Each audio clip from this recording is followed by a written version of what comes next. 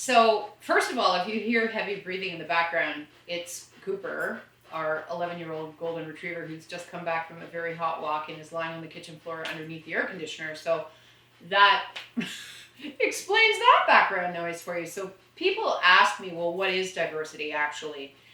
And for the last couple of weeks, I had the privilege of attending a virtual conference that was put on by the Creative Education Foundation. And one of the sessions was about diversity, about unpacking the lies that bind us, about unpacking our inheritance. And they described diversity in a way that I really related to, which was country, class, color, creed, and culture as the 5 C's. And that every single one of us has aspects of that inside and outside of our beings. And that those 5 C's are the 5 things that make up diversity.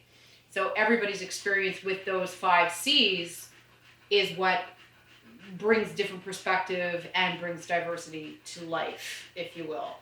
And it was really interesting because during the session, during the learning that we were doing around these 5 C's, they asked us to pick one and do some writing around how we see that C manifesting itself in ourselves.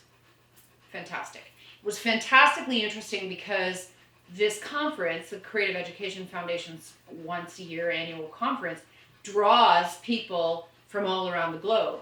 Now, they usually do it at the University of Buffalo in upper state New York, but because they had to do it virtually this year, we had people from literally all over the world.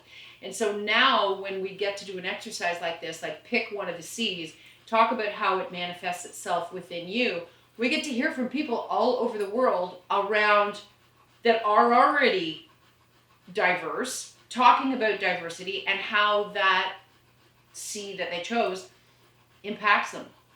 Loved it. Gave me a ton of really interesting perspectives, and that definition of diversity really resonated with me. So there's a really interesting poem and story that I heard actually for the first time while I was attending this virtual conference by the Creative Education Foundation. And the story is called, or the poem is called, The Cookie Thief. It was written by Valerie Cox. And no, I don't have it memorized, but I can give you the gist of it, which is really fantastic and really interesting. A great demonstration of different perspectives. So there was a woman at an airport and she needed a book for her plane. And she went into the bookstore sort of area and she got herself a book and she bought herself a little bag of cookies for the airplane ride home. And so she went to the lounge and she sat down and